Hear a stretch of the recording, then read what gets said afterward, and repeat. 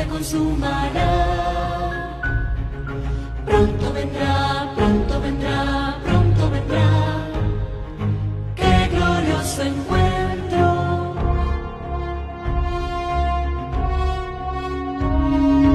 Muchos han dicho en su nombre, soy el Cristo.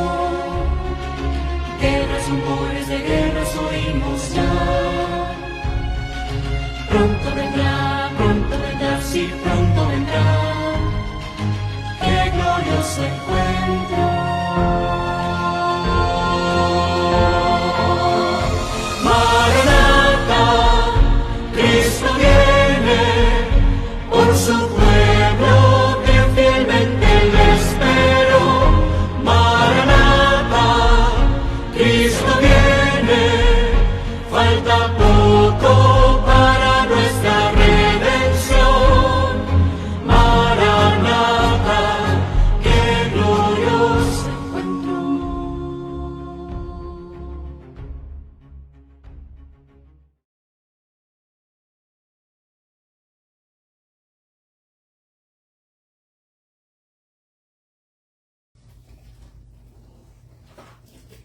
Buenos días, mis queridos hermanos. Gracias a Dios por un sábado más en adoración aquí en su santa casa de adoración. Gracias le damos al Señor por la presencia de cada uno de ustedes. También le damos gracias al Señor por esta linda y hermosa mañana de sábado, ya de tarde ya, porque ya son ya más de las 12 del día.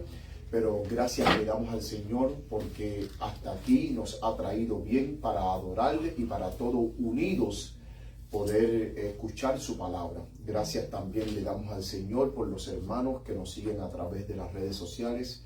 Sean todos muy bendecidos en el nombre de nuestro Señor Jesucristo, y gracias por cada sábado acompañarnos en adoración con sus amigos, la Iglesia Adventista del Séptimo Día Libre Maranata. Es un gozo para mí, es un privilegio los hermanos que nos siguen a través de las redes sociales, que me escriben de diferentes partes del mundo, queriendo conocer más de nuestra iglesia, queriendo conocer más de nuestro movimiento, porque sabemos que estamos viviendo en los últimos tiempos y Dios necesita un pueblo fiel para que así podamos recibir el Espíritu Santo, la lluvia tardía, y podamos dar el último mensaje de misericordia a este mundo.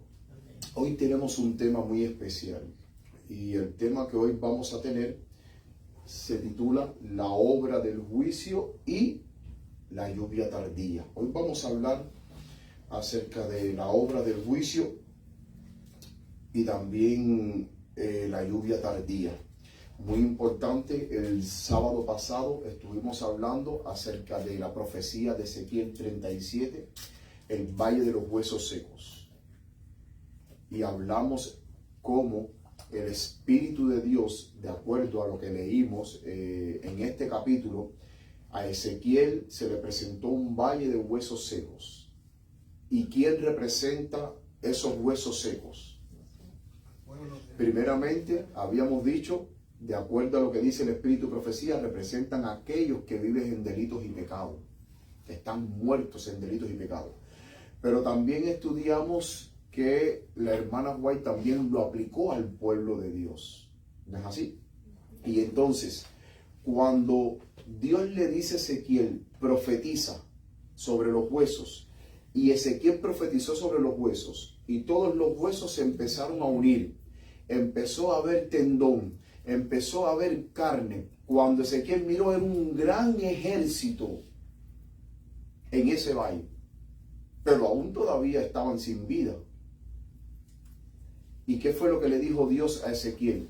Profetiza ahora al Espíritu y dile al Espíritu, Espíritu, ven y entra sobre estos muertos. Y cuando el Espíritu de Dios vino y entró sobre esos muertos, dice la palabra de Dios que se pusieron en pie y que era un gran ejército.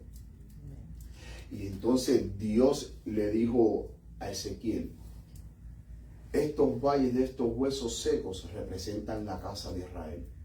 Y noten que la única manera en que Dios pudo revivir ese valle de huesos secos, después que Ezequiel profetizó y se unieron esos huesos y hubo tendón y hubo carne, fue el Espíritu el que le dio vida. De la misma manera, el sábado pasado, mis queridos hermanos, si usted no ha visto la predicación del sábado pasado, le invito a que la busque en nuestra página de Facebook, la predicación del sábado pasado. Creo que fue una predicación poderosa, una predicación interesante, donde el Señor nos quiso mostrar que hoy en día la iglesia, el pueblo de Dios, es como los huesos secos del valle, y que la única manera en que nosotros podemos revivir a una vida cristiana activa, fructífera, llena de gozo y en el poder de Dios es si permitimos que el Espíritu de Dios entre en nuestras vidas. Si el Espíritu de Dios, hermanos, no viene a nuestras vidas, nuestra vida espiritual seguirá como los huesos secos de la visión de Ezequiel.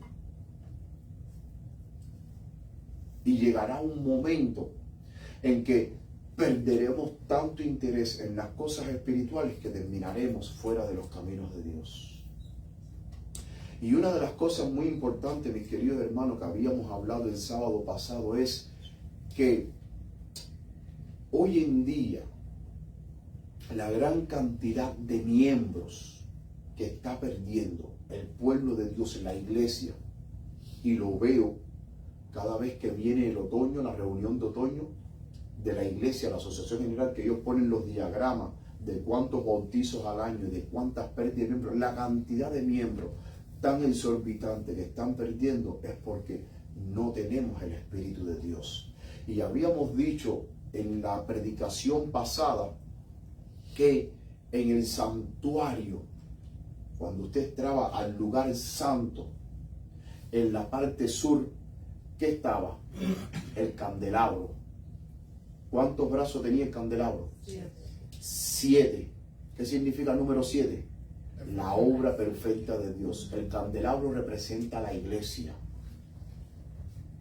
7 representa la obra perfecta y completa que Cristo hace en su iglesia. Ahora, habíamos dicho que el candelabro, o sea, tenía luz, prendía la luz, pero ahora, ¿de qué manera era que el candelabro podía tener luz? A través del aceite. Si no había aceite, no podía haber luz. ¿El aceite qué representa? El Espíritu Santo. La luz, ¿quién es la luz?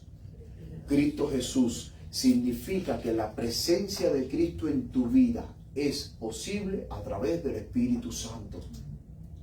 Sin el Espíritu Santo, mi querido hermano, la presencia de Cristo es imposible en tu vida.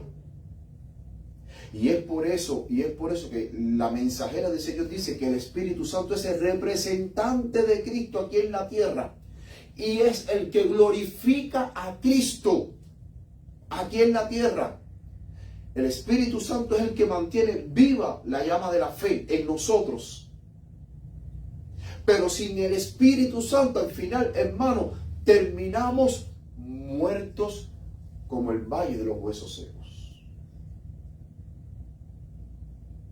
Por eso es que cuán importante que cada día nosotros le pidamos a Dios el Espíritu Santo. Y no es solamente pedirlo, es prepararnos. Porque el Espíritu Santo no puede habitar en un corazón sucio, hermano. Y eso lo vamos a ver en el tema de hoy. Vamos entonces, yo desde aquí me voy a arrodillar para pedir la presencia de Dios. Si algún hermano quisiera arrodillarse conmigo para pedir la presencia de Dios.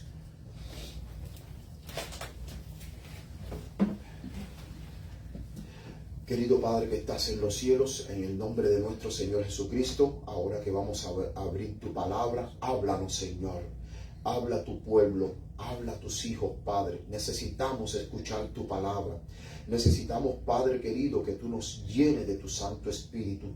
Pero que antes que tú nos llenes, tú limpies nuestras vidas de pecado, de inmundicia, de maldad, Señor.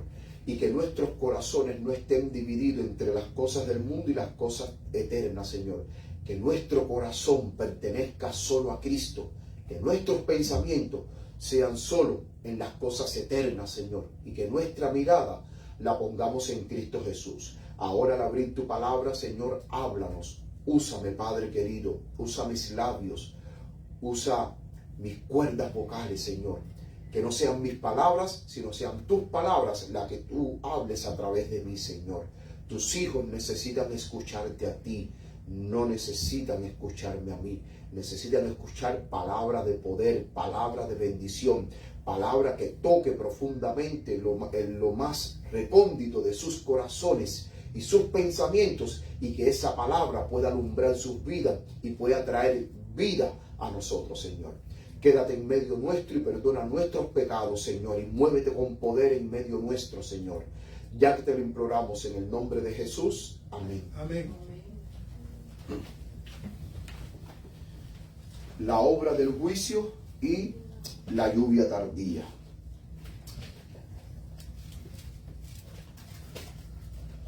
Dice Zacarías, capítulo 10, versículo 1. Aquí lo tenemos en la pantalla, para que lo puedan ver en grande. Zacarías, capítulo 10, versículo 1 dice: pedir a Jehová lluvia en la estación ¿qué? Tardía. Jehová hará ¿qué cosa? Relámpagos. Y os dará poca lluvia. No, lluvia abundante. Porque cuando Dios da, ¿cómo da? Abundante. Y hierba verde en el campo a cada uno. Aquí el profeta Zacarías nos dice que nosotros debemos de pedir a Jehová la lluvia en la estación tardía. Ahora, tomando esta figura del ciclo agrícola del pueblo de Israel, habían dos tipos de lluvia: la lluvia temprana y la lluvia tardía. La lluvia temprana era en el otoño, en el mes que va entre octubre y noviembre.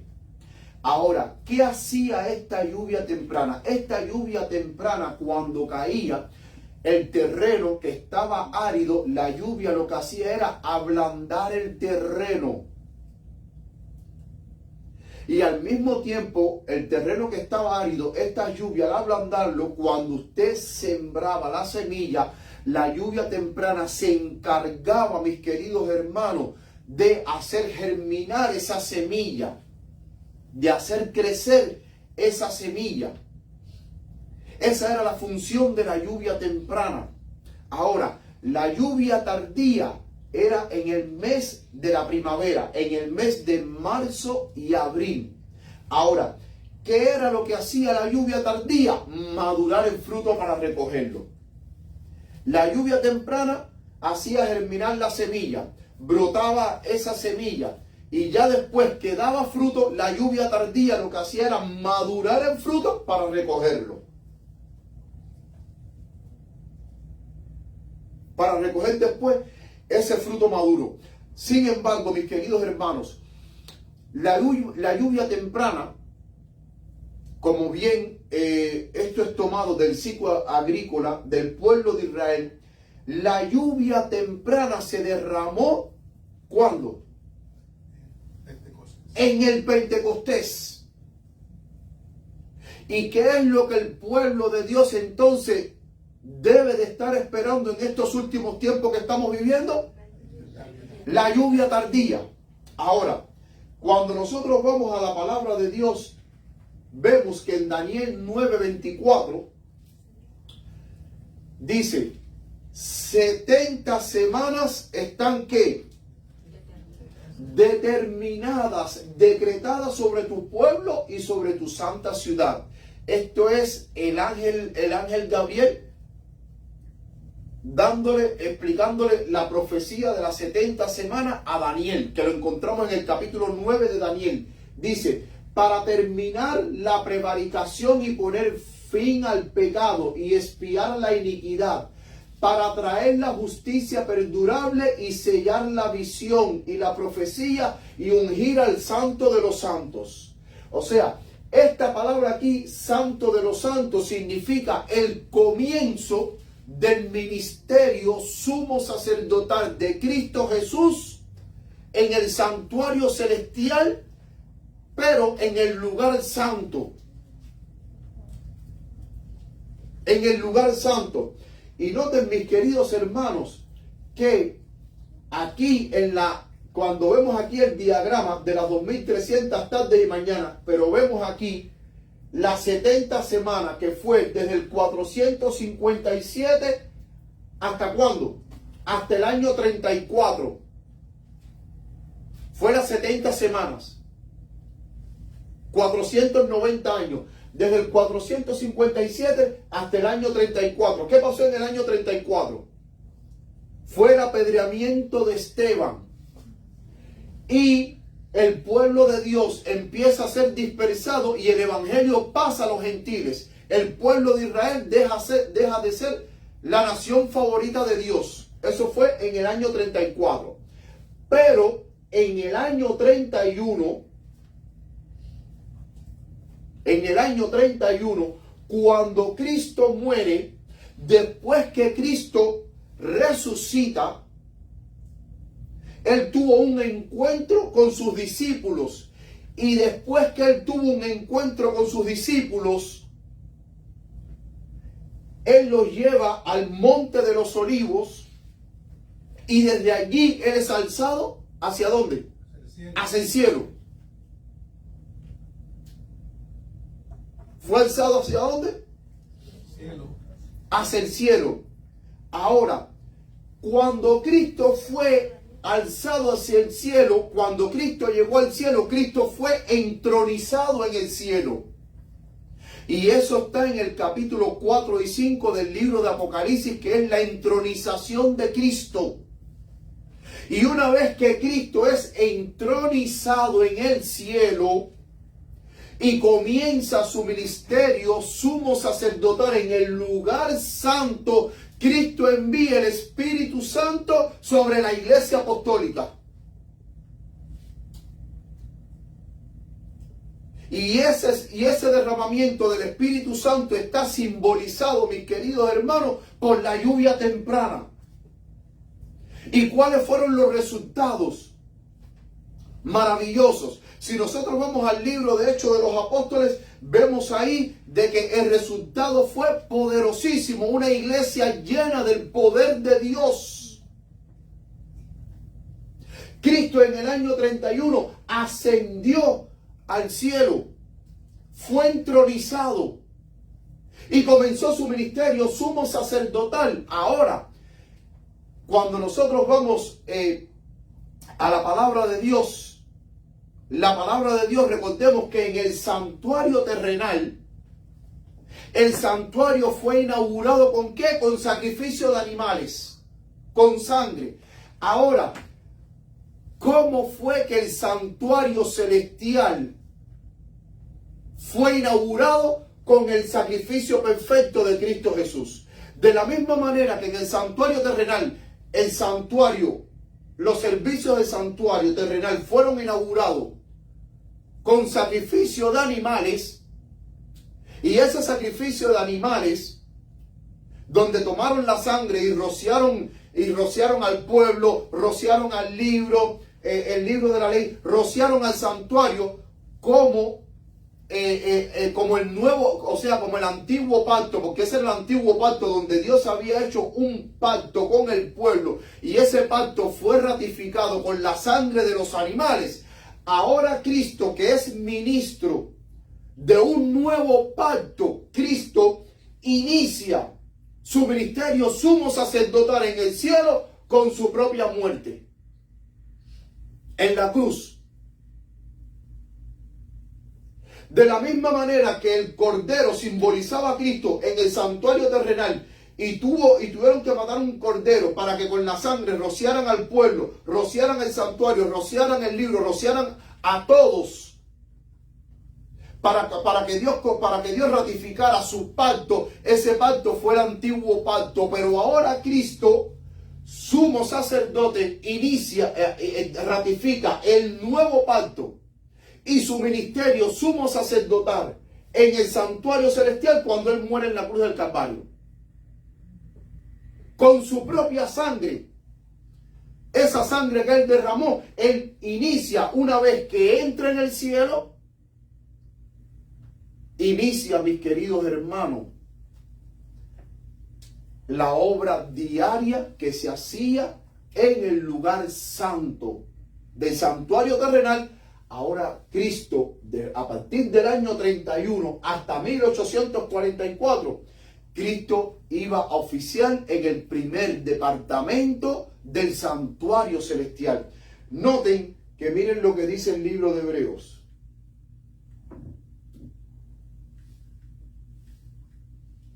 Hebreos capítulo 8, versículo 1 dice: ahora bien, el punto principal de lo que venimos diciendo es que tenemos tal sumo sacerdote, el cual se sentó a la diestra del trono de la majestad en los cielos, ministro del santuario y de aquel verdadero tabernáculo que levantó el Señor y no el hombre. Y dice Hebreos 9:24, porque no entró Cristo en el santuario hecho de mano, figura del verdadero, sino en el cielo mismo, para presentarse ahora por nosotros ante Dios.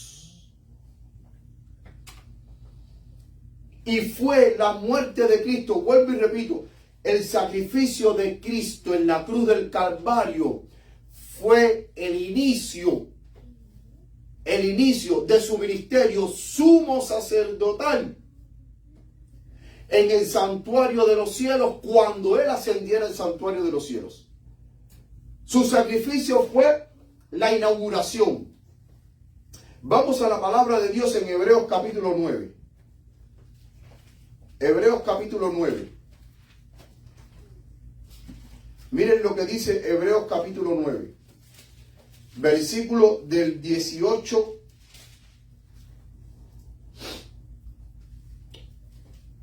al 23.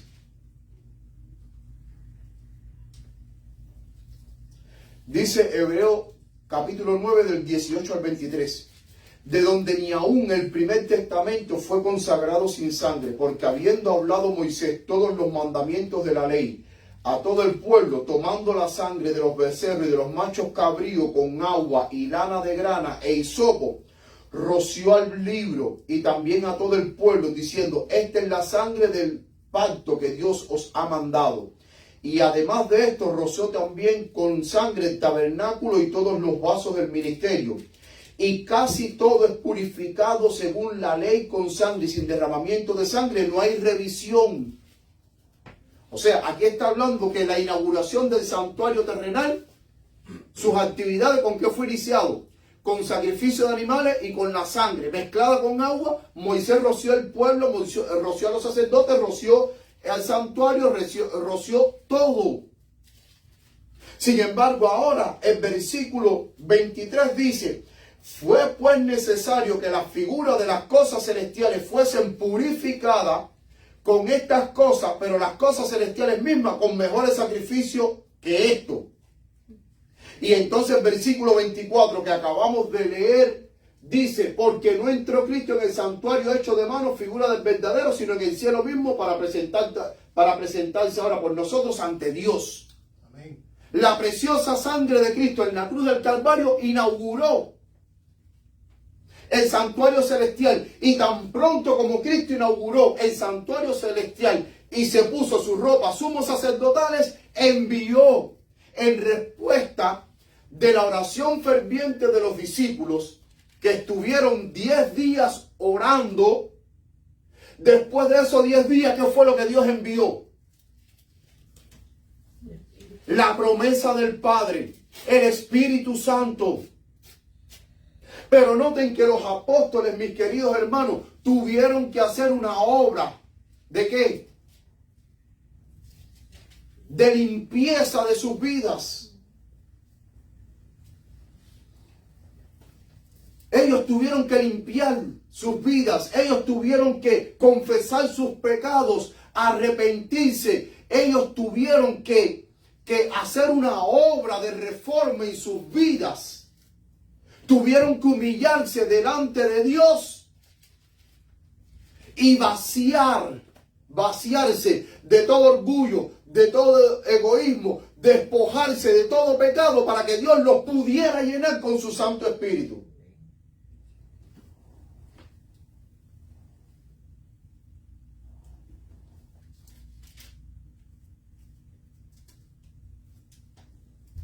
Y noten que la obra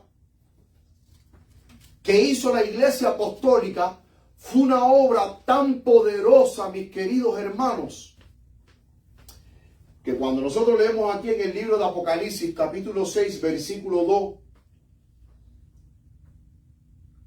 que habla de los sellos, los 7 sellos, el primer sello representa a la iglesia apostólica que va desde el año 31 después de Cristo hasta el año 100 después de Cristo. Ahora, este primer sello, cuando Juan vio el primer sello, veamos cómo es que se describe a esta iglesia poderosa que recibió el Espíritu Santo. Dice, miré y he aquí un caballo ¿cómo? ¿Cómo? Rojo, amarillo, verde. Un caballo ¿cómo? Blanco, con manchas negras. No, un caballo blanco. Ahora, yo les voy a decir una pregunta. ¿Hay caballos blancos con manchas negras? Sí, claro que existe. ¿Y por qué Juan no vio, y es una curiosidad que yo tengo, un caballo blanco con manchas negras? ¿Por qué Juan vio un caballo blanco? Porque el blanco representa pureza, santidad. Y noten que la iglesia primitiva del primer siglo, llena del Espíritu Santo, dice, y miré aquí un caballo blanco. Y el que lo montaba, ¿qué era lo que tenía?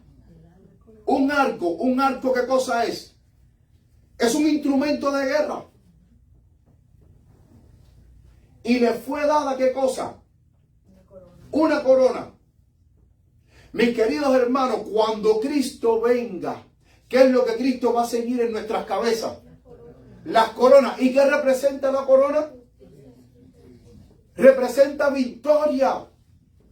O sea, significa que la iglesia del primer siglo era una iglesia pura, que salió peleando la buena batalla de la fe. Una vez que recibieron el Espíritu Santo, salieron para pelear la buena batalla de la fe, y fue una iglesia victoriosa, porque noten que dice, y salió venciendo, ¿y qué más? Y para vencer.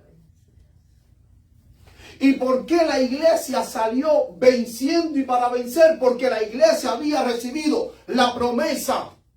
Y los discípulos confiaron en la palabra de Cristo. Y cuando recibieron el Espíritu Santo, salieron como fuego en el rastrojo, mis queridos hermanos, que por donde quiera que iba, el evangelio crecía. Las personas eran convertidas. Se levantaban iglesias por donde quiera. Toda clase de poder y de señales seguían a los discípulos de Cristo. Ahora, en el aposento alto, ¿cuántos estaban reunidos? ¿Alguien se acuerda el número? 120. 120 discípulos de Cristo que cuando recibieron el Espíritu Santo, por día se multiplicaban por miles y miles. Se multiplicaban por miles y miles. Por eso es que la iglesia del primer siglo se describe un caballo blanco. Era una iglesia pura, una iglesia santa, que peleaba la buena batalla de la fe, peleaba contra las huestes de las tinieblas, contra Satanás. Y donde quiera que ellos iban, ellos plantaban la bandera del evangelio y el evangelio triunfaba. Por eso es que el que lo montaba dice que tenía una corona que representa la victoria. Era una iglesia victoriosa en Cristo Jesús. Y esa victoria fue posible porque ellos estaban llenos del Espíritu Santo. Y al estar llenos del poder del Espíritu Santo, estaban llenos de Cristo.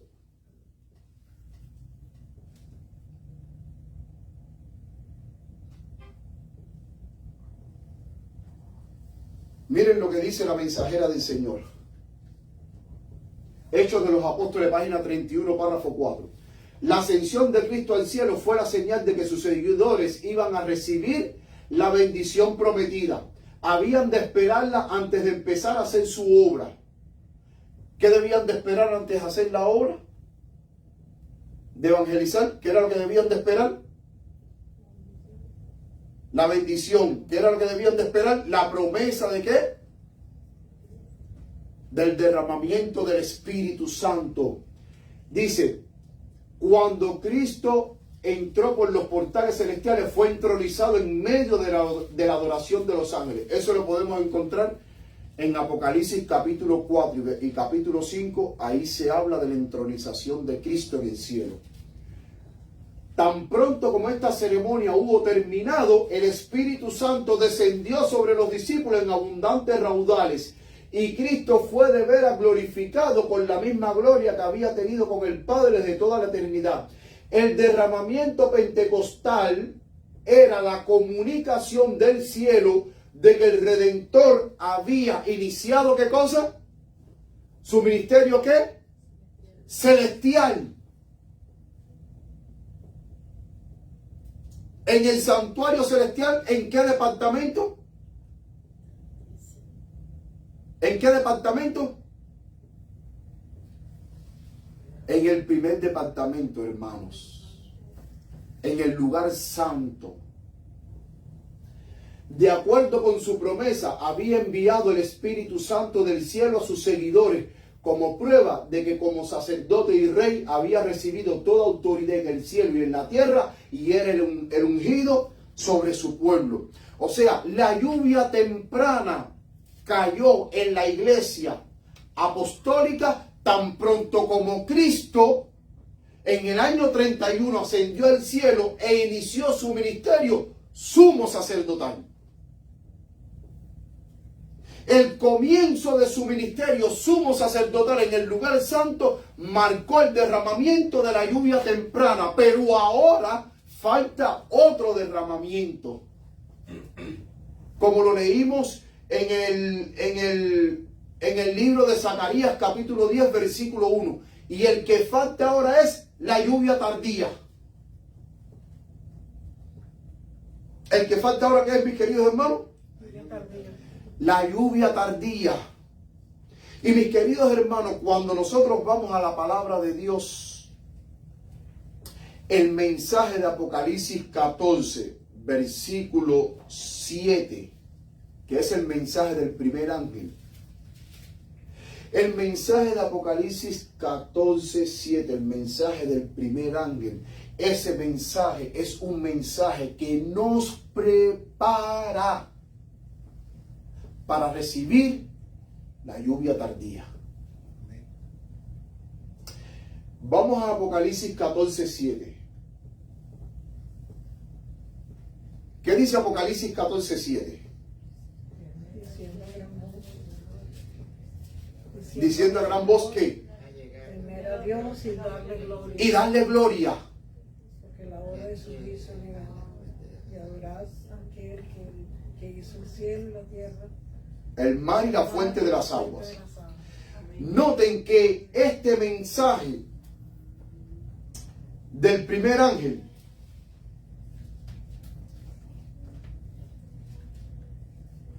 recordemos que cuando Cristo ascendió al cielo, comenzó su ministerio sumo sacerdotal en el año 31. Hasta 1844. Desde el año 31 hasta 1844 van 1810 años. ¿El juicio cuándo comenzó? El 22 de octubre ¿de qué? De 1844. Entonces, en 22 de octubre de 1844, Cristo pasa del lugar santo al lugar santísimo para comenzar la obra del juicio. Pero ahora el primer ángel dice, temer a Dios. Mis queridos hermanos, a nosotros siempre nos han enseñado en Apocalipsis 14, 7, cuando dice temer a Dios, nos han enseñado que ese temor es un temor reverente y no es un temor de miedo. Pero cuando usted va a un interlineal de griego y español, usted toma el libro interlineal de la Biblia, griego y español, y usted va a Apocalipsis 14:7, la palabra que dice ahí, temed a Dios, mis queridos hermanos, esa palabra, temer, no es un temor de reverencia, es un temor de miedo. Porque la palabra que se utiliza para temer en el capítulo 14, versículo 7, es la palabra fobeo, de donde viene la palabra fobia.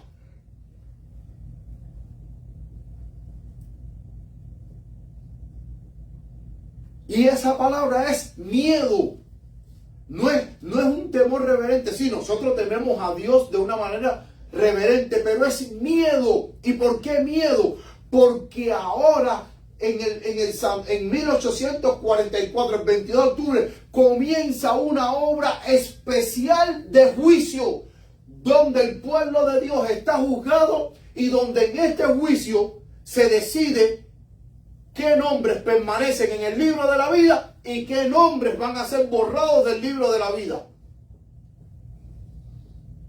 Y puede ser que cualquier cristiano piense que su nombre esté en el libro de la vida sin saber de que quizás su nombre fue borrado. Por eso el momento solemne que estamos viviendo, la hora de su juicio, el ángel dice, temer a Dios. Tengan miedo porque ahora ustedes están bajo un juicio, mis queridos hermanos. Una persona que va a un juicio, si a usted lo citan a la corte porque usted tiene juicio y a usted lo van a enjuiciar, ¿qué persona está alegre en un juicio? Hermanos, ustedes, cuando ustedes han visto juicio, ustedes han visto la cara de la persona que está siendo juzgada. Serio, tristeza, miedo, porque al final le está esperando a ver qué sentencia le van a dar.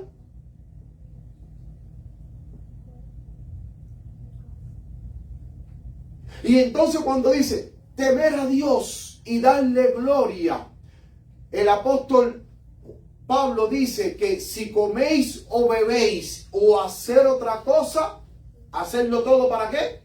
Para la gloria de Dios. Entonces, el ángel nos está diciendo, ustedes están enfrentando ahora, pueblo de Dios, un juicio. Y se están examinando sus nombres. Y el ángel nos está diciendo, denle la gloria a Dios. ¿De qué manera nosotros le damos gloria a Dios, hermano?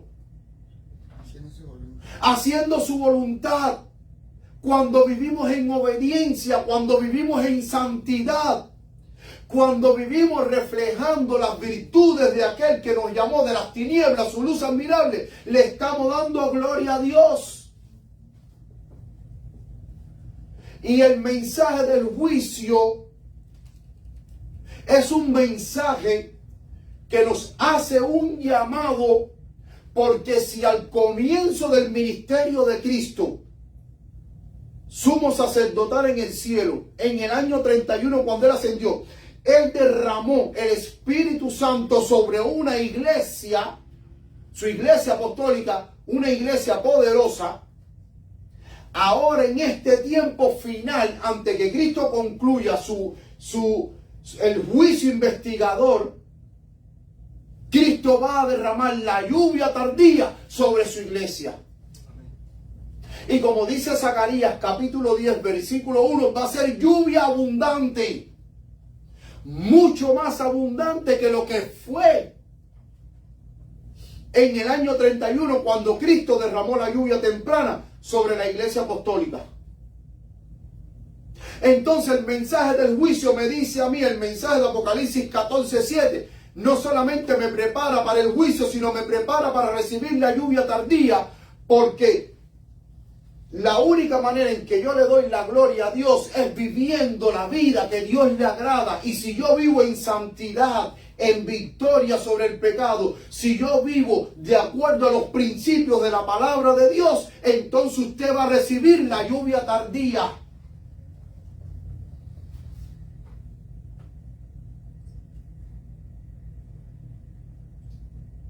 ¿Y en qué momento se recibe la lluvia tardía? cuando nuestros pecados son borrados.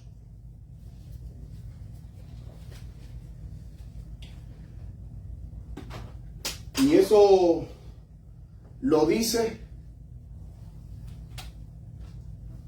Pedro en el libro de Hechos de los Apóstoles. Cuando nuestros pecados en el cielo sean borrados, antes que Cristo concluya su ministerio sumo sacerdotal, y de eso vamos a tener otro tema, el borramiento de los pecados. Antes que concluya el juicio, Dios va a borrar los pecados que hay ¿dónde? En el cielo. Para que nunca más su pueblo, ¿qué cosa? Se acuerde de sus pecados. Pero ¿por qué Cristo va a borrar los pecados del cielo? Porque cuando Cristo borre los pecados del cielo, ¿cómo debe de estar el pueblo en la tierra? Limpio. Limpio. Porque si el pueblo en la tierra, mis queridos hermanos, no está limpio, Cristo no puede borrar tus pecados en el cielo.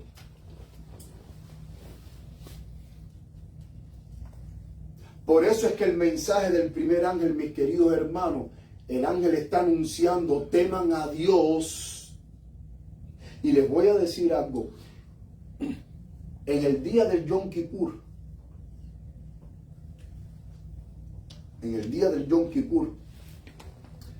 que era en el 7º mes, a los 10 días del mes, que era el día de expiación, en el 7º mes, el primer día era la fiesta de las trompetas, que anunciaba que 10 días después venía, ¿qué cosa? El juicio. El día de expiación. Los hebreos siempre entendían que el día de expiación era un día de juicio. Pero en esos 10 días, entre la fiesta de las trompetas y el día de expiación, en esos 10 días, los judíos llamaban a esos 10 días Yamin Noraim. Yamin Noraim en hebreo significan los 10 días terribles. Los 10 días más terribles de la época del año, del calendario judío, eran los 10 días entre la fiesta de las trompetas y el día de expiación. Porque, mis queridos hermanos, en esos 10 días el pueblo estaba en fiesta, en alegría. ¿Cómo estaba el pueblo en esos 10 días? Humillándose, limpiándose, pidiendo misericordia a Dios para que Dios limpiara sus vidas. Para que cuando llegara el día de la expiación no fuese cortado del pueblo y permaneciese, y la persona permaneciese con el pueblo de Dios. El día de expiación era el día del juicio, que se decidía quién permanecía en el pueblo y quién se iba. De la misma manera, el juicio, el día de expiación, el juicio investigador que se está llevando en el cielo, está determinando quién va a permanecer en el pueblo de Dios hasta la venida de Cristo Jesús y quién va a ser sacado del pueblo de Dios. ¿Quién va a ser destruido? Entonces, como en esos 10 días el pueblo tenía que purificarse, limpiarse, noten que me llama poderosamente la atención que en esos 10 días el sacerdote que iba a dirigir la ceremonia en el día de expiación, él tenía que trasladarse a Jerusalén. Donde quiera que él viviera, él tenía que trasladarse a Jerusalén. Y tenía que estar confinado, encerrado en un lugar. ¿Cómo? Confesando sus pecados, purificándose, limpiándose. Es más, el día antes del día de expiación, hasta los judíos, mis queridos hermanos, ellos se abstenían hasta de relaciones sensuales.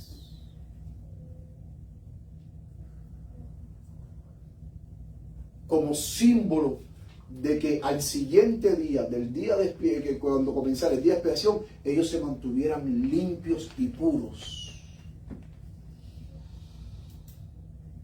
Entonces, el mensaje, mis queridos hermanos, del primer ángel nos hace un llamado al tiempo solemne que estamos viviendo. Nos hace un llamado a darle gloria a Dios para que podamos recibir el Espíritu Santo, la lluvia tardía que será derramada en estos días finales. ¿Y cuándo es que se derrama la lluvia tardía? Cuando nuestros pecados sean borrados en el cielo.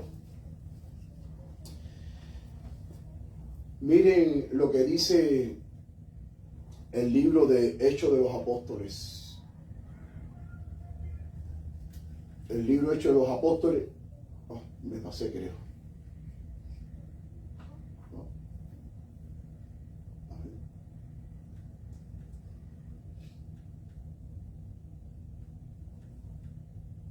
No me está funcionando aquí para pasar.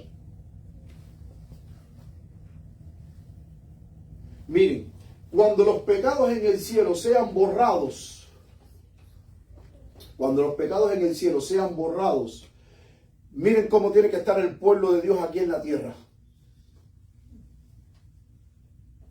para poder recibir el Espíritu Santo. Hasta que todos lleguemos ¿a qué? A la unidad de la fe y del conocimiento de qué? Del Hijo de Dios. A un varón ¿cómo? Perfecto. A la medida ¿de quién? ¿Del pastor? ¿Del anciano? No, a la medida ¿de quién? De la estatura, de la plenitud de Cristo.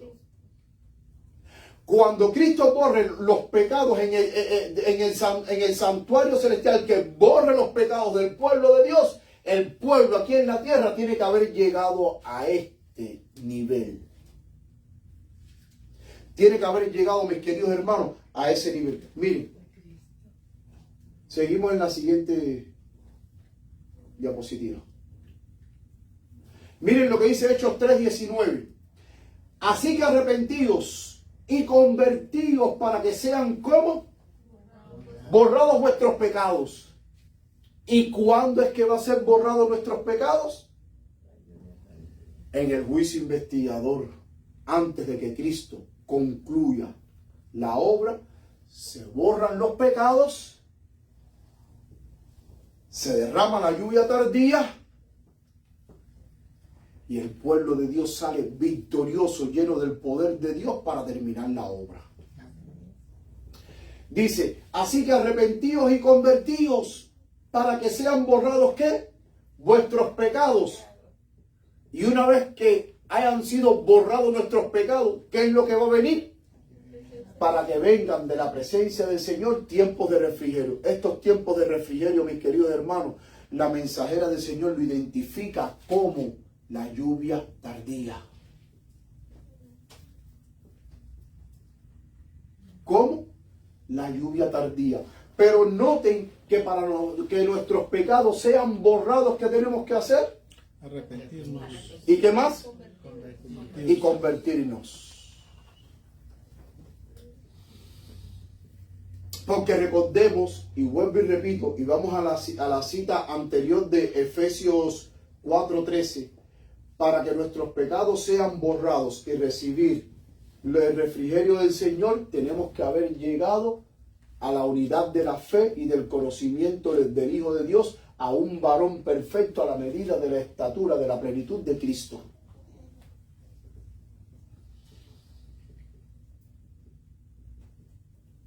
El comienzo del ministerio de Cristo Jesús en el santuario celestial, Él envió la lluvia temprana. Al final de su ministerio en el lugar santísimo, Él va a enviar la lluvia tardía. Lo que comenzó en el lugar santo del santuario celestial con el derramamiento de la lluvia tan temprana, al final de los días, cuando nuestros pecados sean borrados del cielo, entonces, mis queridos hermanos, se derramará la lluvia tardía sobre nosotros. Miren lo que dice la mensajera del Señor. Consejo sobre salud, página 20, párrafo 1. Dice, en estos últimos días, los elegidos de Dios deben mantenerse con mancha. ¿Con? Rosario. Gracias, Rosario. Tú ves mejor que yo. Deben mantenerse sin mancha en medio de ¿qué? De las corrupciones que pululan alrededor de ellos. Si se ha de realizar esta obra, necesita comenzarse de inmediato, inteligentemente y con fervor. El Espíritu de Dios debe tener un control perfecto e influir sobre cada acción. Por eso cada día, mis queridos hermanos, nosotros debemos de ser rociados con las gotas de la lluvia temprana, que es el Espíritu Santo, para que cuando se derrame la lluvia tardía, ya nosotros estemos perfectos a la estatura plena de un varón perfecto en Cristo Jesús, y así poder dar el fuerte pregón, la última advertencia a este mundo. Pero el Espíritu Santo no puede habitar en una persona cuyo corazón esté dividido entre la iglesia y el mundo. El Espíritu Santo no puede habitar en una persona cuya vida se incline más a las cosas del mundo que a las cosas de la iglesia.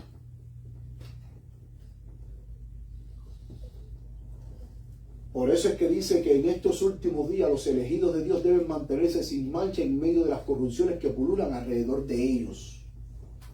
Mis queridos hermanos, estamos viviendo en un tiempo muy solemne donde el pecado cada día aumenta, la corrupción y todo. Y en medio de esta última generación final que estamos viviendo, Dios llama a sus elegidos a un desafío: mantenerse sin manchas en medio de una corrupción que pulula. Y muchas veces, mis queridos hermanos, y lo voy a decir esto porque yo sé que quizás va a haber un poco de incomodidad. Cuando usted lee la vida de Enoc, Enoc se mantuvo puro en medio de una generación corrupta. Pero dice la mensajera del Señor que muchas veces Enoc evitaba asociarse con personas corruptas para no mancharse. Hermanos, hay personas en nuestras vidas que lejos de ayudarnos a edificarnos, lo que hacen que es restarnos.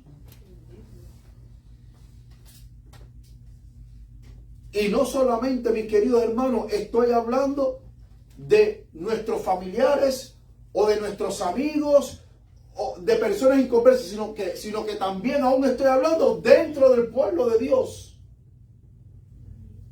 Hay cristianos que en vez de ayudarte a caminar rumbo hacia el cielo, lo que te están haciendo es que te están llevando rumbo hacia Egipto.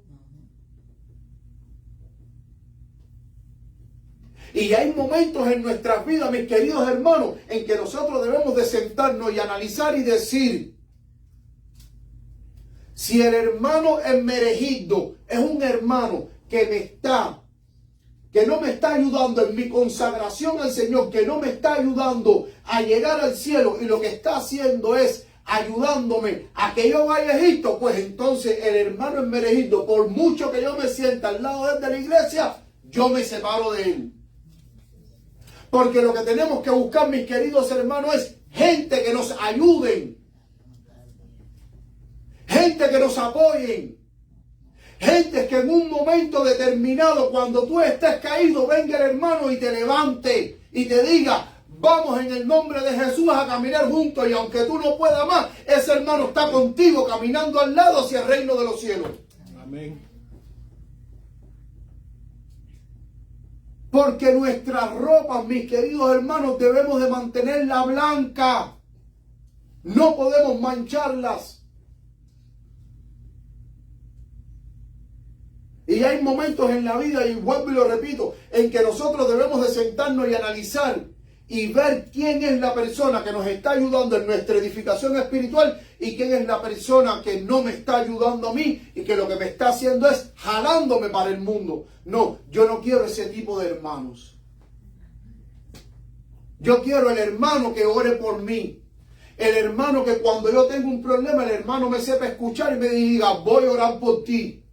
el hermano que me dé palabra de aliento, el hermano que me dé palabra de ánimo, el hermano que me bendiga, no el hermano que venga a mí con chisme para hablarme de Pedrito y de Juan cuando a mí no me interesa ni Pedro ni Juan. Lo que me interesa a mí es edificación. Amén.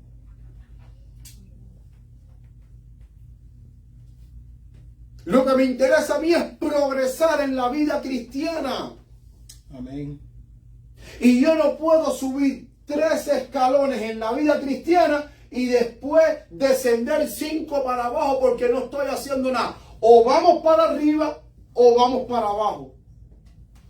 Pero no podemos estar 3 arriba y 5 abajo. O 4 arriba y así. No podemos, mis queridos hermanos. No podemos. Seguimos. Sigue diciendo la mensajera del Señor. Conflicto de los siglos, página 596. La gran obra de evangelización no terminará con menor manifestación del poder divino que la que señaló el principio de ella. Las profecías que se cumplieron en tiempos de la efusión de la lluvia temprana. Vuelvo y repito, ¿cuándo fue la lluvia temprana? ¿Cuándo fue que se derramó? No. ¿Cuándo fue que se derramó la lluvia temprana? En el Pentecostés. Pentecostés. Lluvia temprana se derramó en el Pentecostés. Al principio del ministerio evangélico. Deben volverse a cumplir en tiempo de la lluvia tardía al fin de dicho ministerio.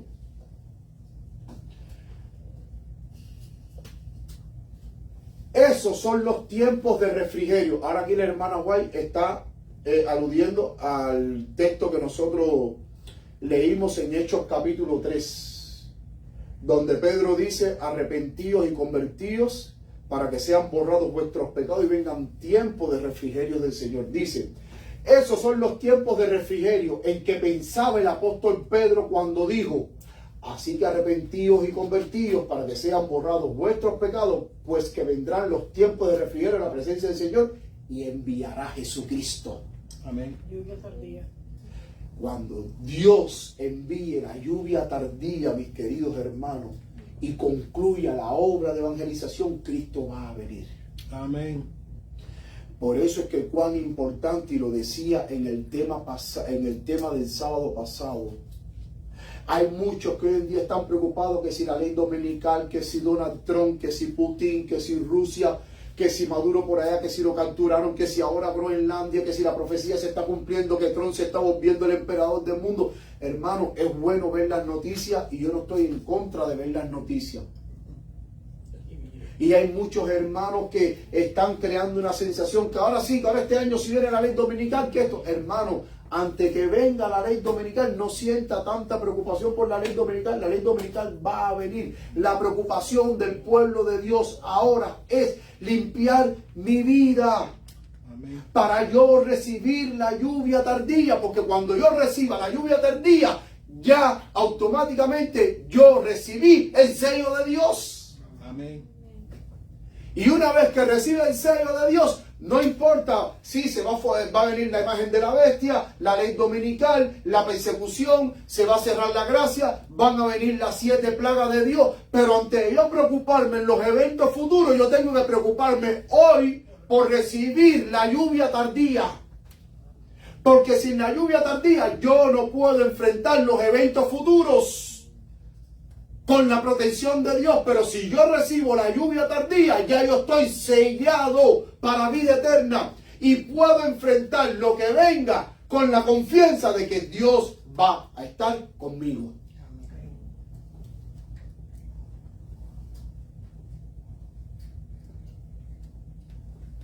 Miren cuál es el gran temor de Satanás. No hay nada que Satanás tema tanto. Miren cuál es el gran temor de Satanás. Como que el pueblo de Dios despeje el camino, quitando todo impedimento, de modo que el Señor pueda derramar su espíritu sobre una iglesia decaída. ¿Cómo está la iglesia? Y una congregación, ¿cómo? Impenitente.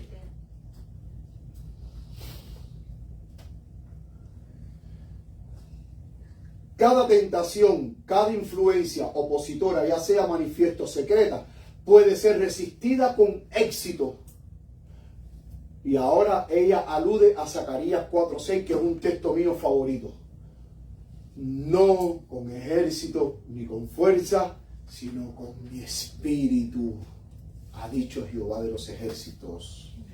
Iglesia, no con ejército, no con fuerza, sino con mi espíritu.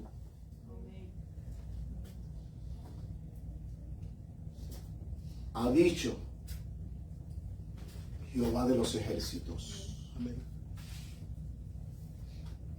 Y noten que hoy el enemigo, mis queridos hermanos, trata de entretener de todas las maneras posibles al pueblo de Dios,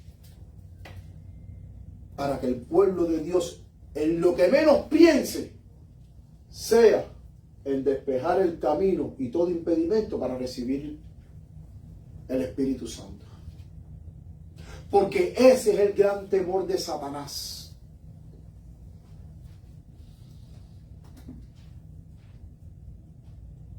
Ese fue su gran temor cuando la iglesia primitiva recibió el poder del Espíritu Santo.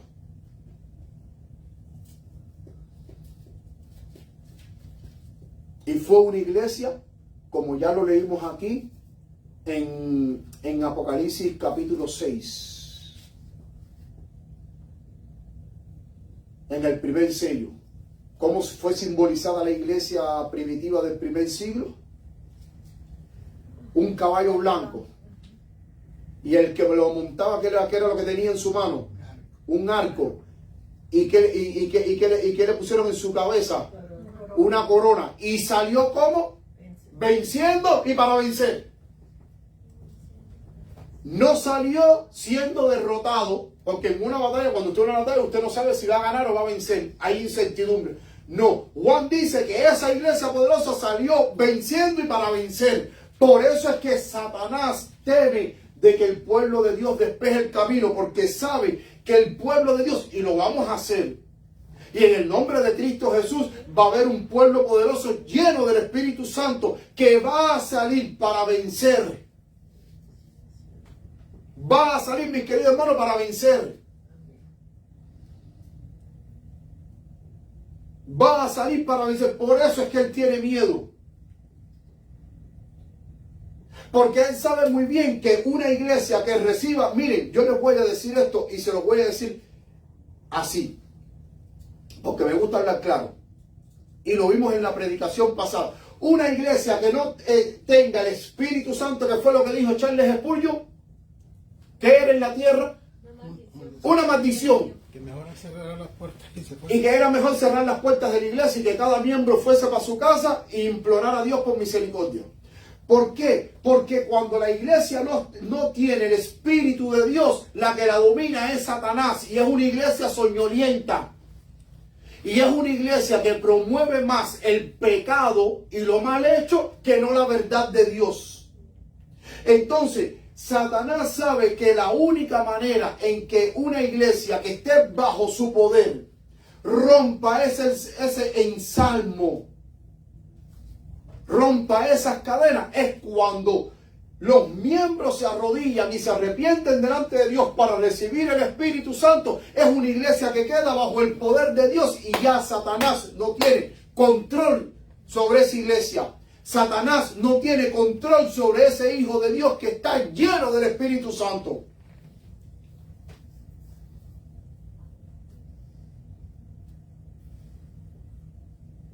Porque un cristiano lleno del Espíritu Santo es más poderoso que Satanás. Amén. Y si no es así, explíquenme por qué entonces los discípulos tenían el poder de echar fuera demonios. Y los demonios le obedecían. En el nombre de Cristo Jesús, los demonios se sujetaban. Cuando en el nombre de Cristo Jesús, en la era apostólica, dice que los demonios salían de la gente dando voces, gritando.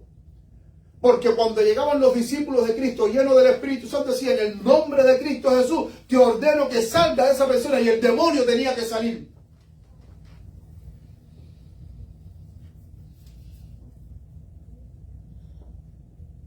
Por eso, mis queridos hermanos, no hay nada que Satanás tema tanto que una iglesia llena del poder de Dios, llena del Espíritu Santo. Porque cuando la iglesia no tiene el Espíritu de Dios, es una iglesia que está bajo el poder de Satanás. Miren esta última cita que se encuentra en el libro Joya de los Testimonios, tomo 2, página 69, párrafo 1. Ninguno de nosotros recibirá jamás el sello de Dios mientras nuestros caracteres tengan, ¿qué cosa? Una mancha. Nos toca a nosotros remediar, ¿qué cosa?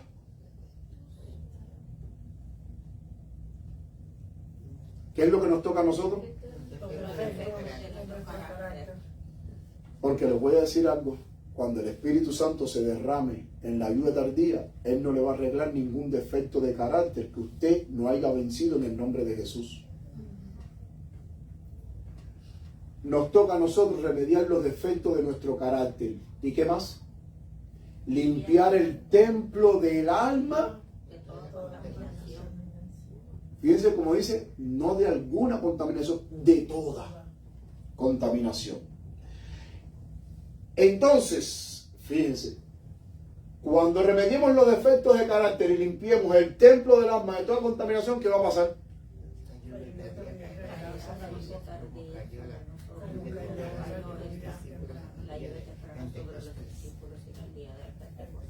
Entonces la lluvia tardía caerá sobre nosotros, como cayó la lluvia temprana sobre los discípulos en el día de Pentecostés.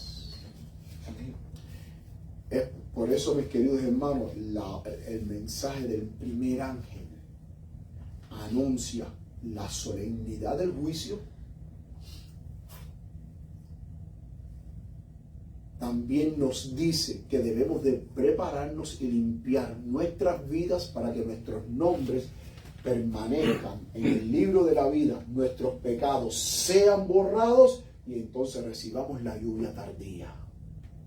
Porque en esta obra que se está llevando en el cielo de juicio investigador se está determinando quién es el que va a recibir la lluvia tardía y quién no va a recibir la lluvia tardía. Pero noten que cuando la lluvia tardía se recibe, ya usted está sellado, recibió el sello de Dios, ya usted está sellado para vida eterna.